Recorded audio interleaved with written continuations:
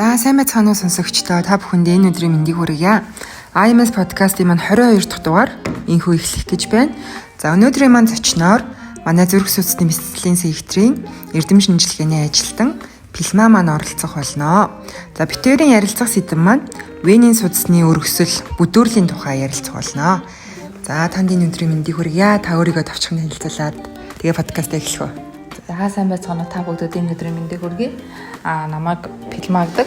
Би 2017 онд Ачаангаа ухааны их сургуулийг хүний хэмж мэргэжлэр төгссөн. За нарийн мэргэжлээ 2021 онд ерөнхий мэдлэг хэмжээр дүүргэсэн байгаа. Тэгээд 2024 онд Ачаангаа ухааны магистрийн зэрэгээ сайн амжилтаар хамгаалан дууссан байна. 2018 оноос хойш одоо 7 дахь жилдээ Ачаангаа ухааны хүрээлэнд ажиллаж байгаа. Баярлалаа. За тэгэхээр хоёлаа сонсогчдоо одоо Венийн судасны өргөсөл гэж юу вэ гэсэн талаар одоо тодорхой мэдээлэл өгье тий. За Венийн судасны өргөсөл гэдэг маань өөрөө өнгөц мөрний судасны архаг өвчин.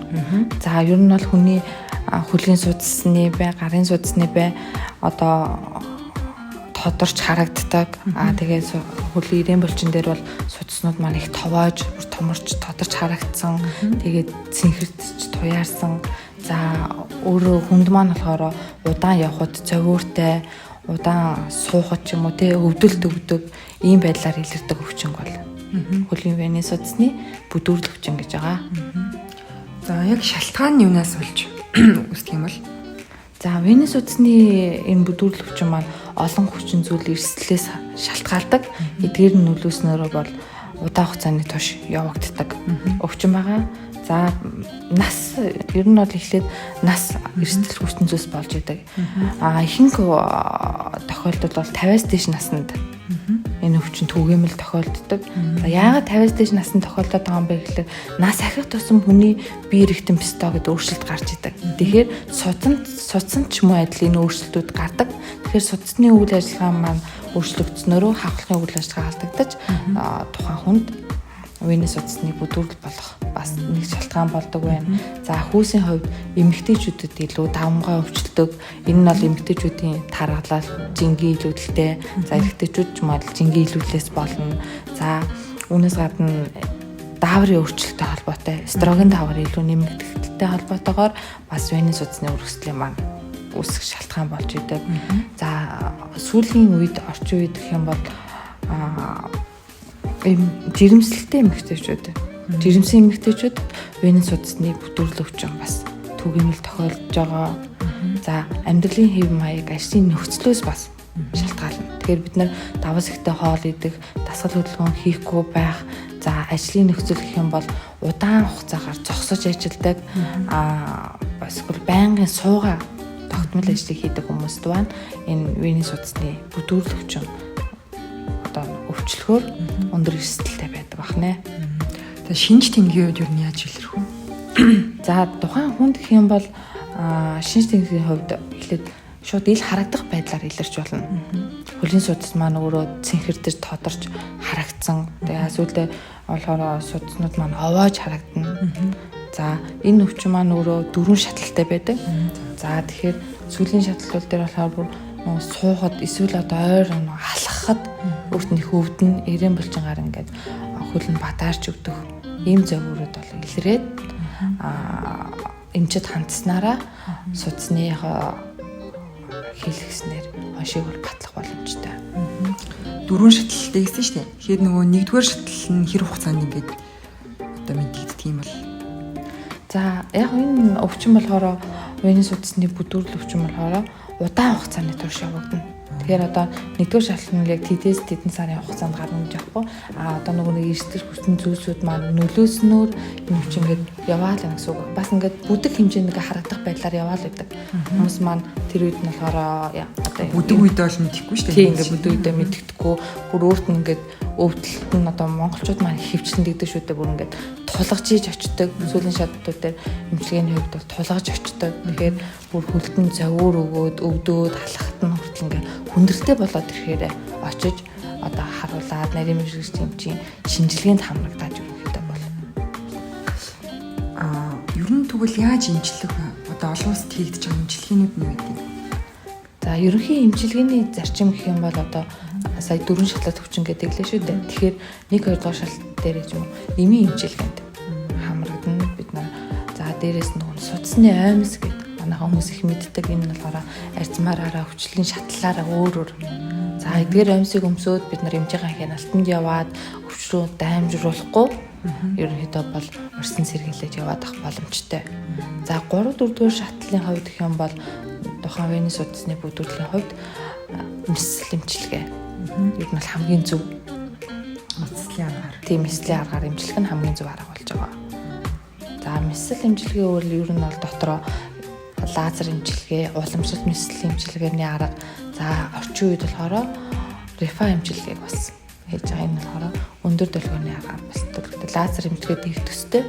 Гэхдээ долгионы давтамж нэрээ өөр юм эмчилгээ бас хийгдэж байгаа. Монгол улсад яг аль эмчилгээний төлөвлөгөө хийгддэг вэ? Монгол улсад бол сүүлийн 10-15 жил яг тухайн өвчин одоо уламжлалт эмчилгээний мэсэл эмчилгээ хийгдэжсэн. За 2017 оноос хойш лазер эмчилгээ болон рефа эмчилгээ болохоор хийгдэж байгаа.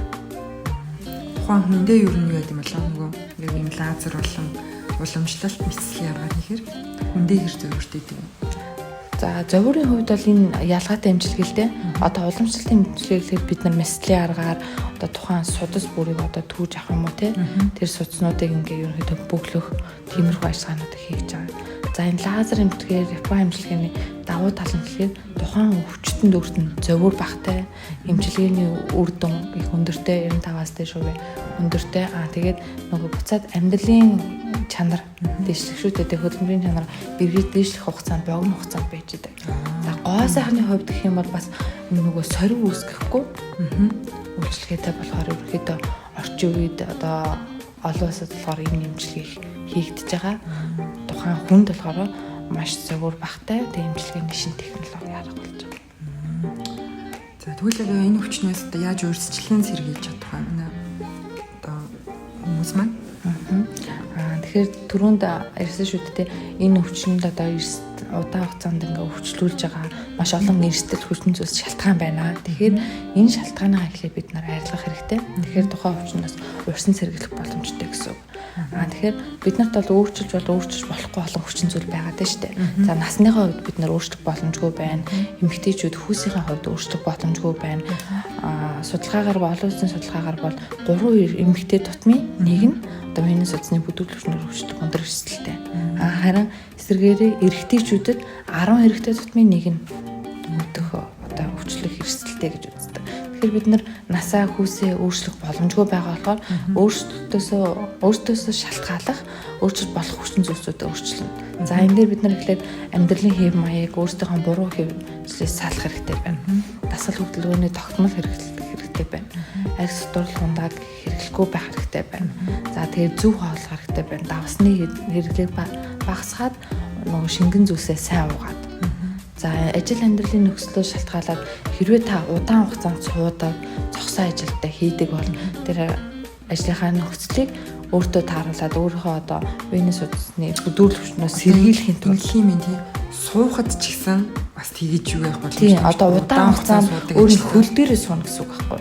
За одоо нөгөө юуны харах ойлгомжтой гарах юм бол манайханд нөгөө алтны одоо нэг ингээд сууж байгаа алт угаадаг одоо нэг хүмүүсэд ч тийм ерөнхийдөө дээр үед ер нь 18-9 онд судалгаан хийж байгаа тийм хүмүүс аа ингээд үзэл ингээд венес судасны ерөнхийдөө бүдрүүлэлт ингээд нүдэнд ил харагдах байдал ингээд тэгээ шинж тэмдэг нь өөрт нь байдаг шалтгаан нь байдаг. Тэгэхээр удаан хугацаанд хөлн дээр хөлийн эрээн болт нь одоо нэг шил бисэг дээр суугаад тийм нэг маш их өдөржин сууж тэр хүмүүс ажилдаг шүү дээ. Тэгэхээр ингээд ачаалт өгөөд манай венес судас чинь өөрөө 3-4 цаг тасралтгүй тогтмол ажиллах одоо боломжтой гэж үзэх юм бол бид нар одоо удаан хугацаанд зогсдог багш нар одоо мэслийн эмч нар маань өөрсдөө байна. Энэ хүмүүс чинь нэг 10-аас дээш 8-аас дээш цаг ингээд зогсоод ирэхээр тэр венес судас нь ингээд нэг өргөсөл болох шалтгааныг нь үйл ажиллагааг нь алдагдуулж өгч байдаг гэсэн үг. Тэгэхээр та 3-4 цаг ажиллах юутэй хэвээ ажиллагаатай гэж үзэж байгаа юм чинь тухайн хугацаанд өөрөөгөө ингээд амраагаад суугаад хөлн дороо юм ивээд хөлөө өндөрлөөд хэрвээ танд зовөр илэрч ивэл та зүрхнийхаа чиг те хөлөө ингээд өндөрлөлт суугаад Одоо нэг жирэмсэн хүмүүс нөгөө яаж хийдэг шиг хөлөө сойж тийм талд. Ингэж сойж хийснээрээ болохоор урьдчилан сэргийлэх бүрэн боломжтой. Тэгээ мэдээж эрт илүүрийн шинжилгээнд хамрагдаад ерөөхдөө. Одоо нөгөө яг ингээ судас өргөссөн байгаа үед нь хүмүүс нөгөө одоо дасгал хөдөлгөөн хийх бас хэрэгтэй ингээд нь шүү дээ тий. Яг өргөссөн байгаа үедээ дасгал хөдөлгөөн хийж одоо ачаалах юм болов яавал улам бүдүүрэх магадaltaй юм. За ерөнхийдөө яг ингээ өргөссөн байгаа үедээ одоо эргээд тэр нэг бүдүүрээ ачааллаас болоо бүдүүрээд байна гэсэн үг дээ. Нэг одоо зохицуулалттай дасгал хийнэ гэсэн үг. Одоо хүнд бүр биеийн хүчний одоо фитнесийн хүнд хөлний дасгалууд шүү дээ. Тийм дасгалууд хийхгүйгээр одоо алхахад гэхэд өдөрт одоо доор хаяж 3 км газар алхах ч юм уу те. Энийгээ ингээ бүр тогтмол хөвшмөл болгочих хэрэгтэй. Тийм бол ямар ч өвчнөөс өрсөн сэргийлэх боломжтой.